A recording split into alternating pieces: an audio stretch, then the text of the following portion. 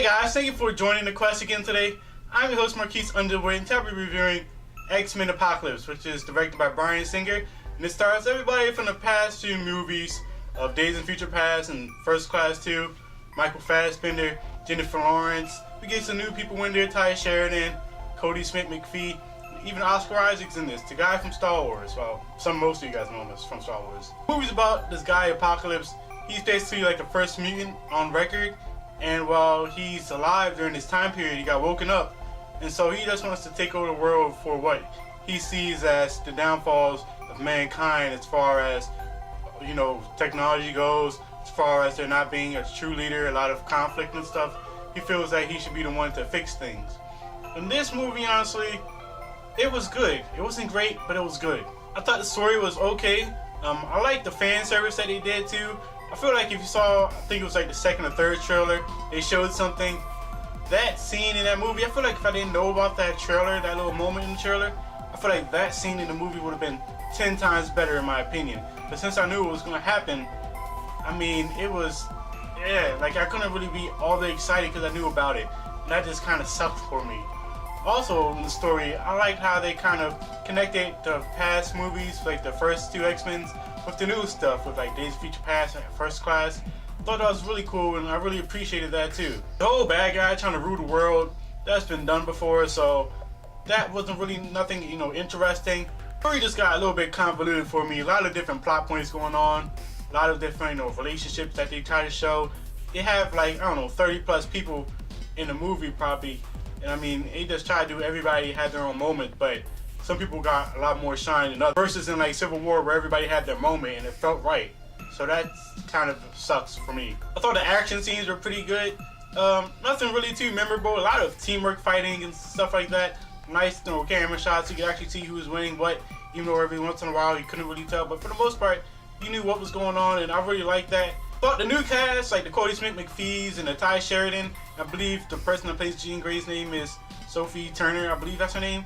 I feel like they're all really well. They all did good, especially as up-and-comers, and I feel like they were perfectly cast as up-and-comers because, well, they played the young Cyclopses, the young Jean Greys, and all that stuff. So I thought they fit really good with their characters. I just wish they had some more screen time. The veteran guys, they did good too. I thought James McAvoy did pretty good as Charles Xavier. Michael Fassbender was definitely here. I felt like he did like a Oscar type of performance. He brought that type of prospect here, like Steve Jobs type thing. He put it here, and I really appreciate that. He didn't have to do that for being, you know, X-Men movie. I really appreciate that.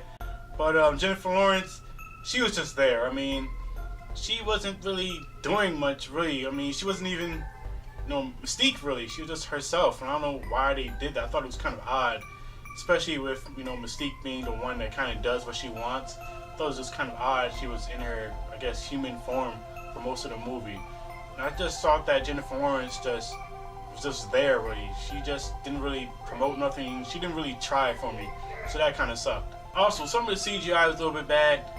Every once in a while, there will be like a big epic thing. You'll notice a few things that just look out of place every once in a while. I feel like Oscar Isaac did a great job as he could, but Oscar Isaac's the type of person where a lot of the times when he acts, he kind of uses his face. You know, I don't know if I'm like explaining that right, but he uses his eyes really well when he acts. And I didn't really know that was Oscar Isaac. Like, if you showed me a picture of Oscar Isaac and a picture of him in this Apocalypse outfit, they look nothing alike, so it's just kind of hard for him to do what he does. But I did like the voice, though. I thought that was really cool, to be honest. Like I said, the story is convoluted. There's some stuff that doesn't really make sense with, you know, the first two X-Men movies, or, you know, Days of Future Past. Like, they showed Jubilee in here. I thought she was going to be more into the movie, but she wasn't, so I didn't really see the point in having her there, just because she is a popular character, especially from the animated TV show.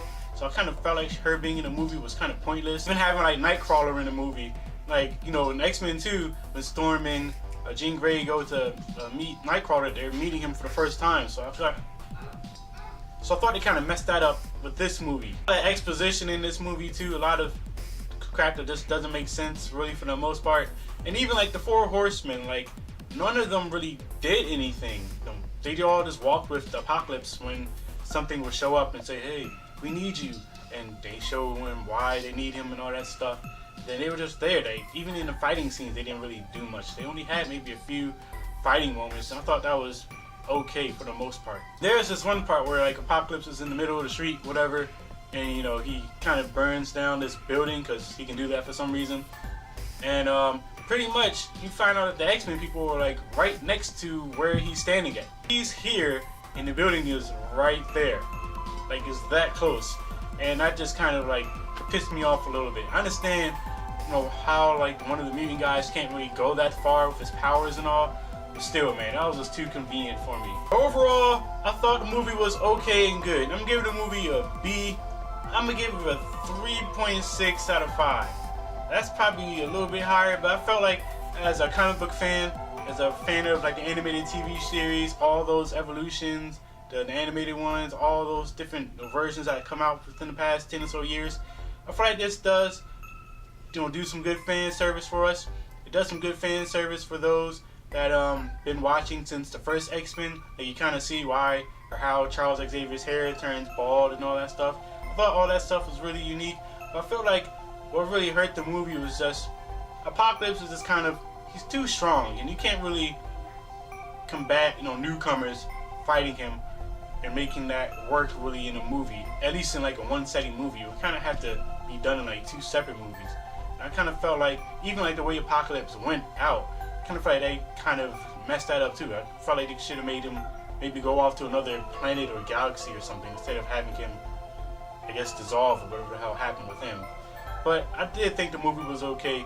I'm looking forward to the newcomers and what they do with Ty Sheridan, Sophie Turner, Cody Smith-McPhee. I thought they all did good, and you know, even the veterans did good too. So, have you seen X-Men Apocalypse? If you have, comment below and I want to know.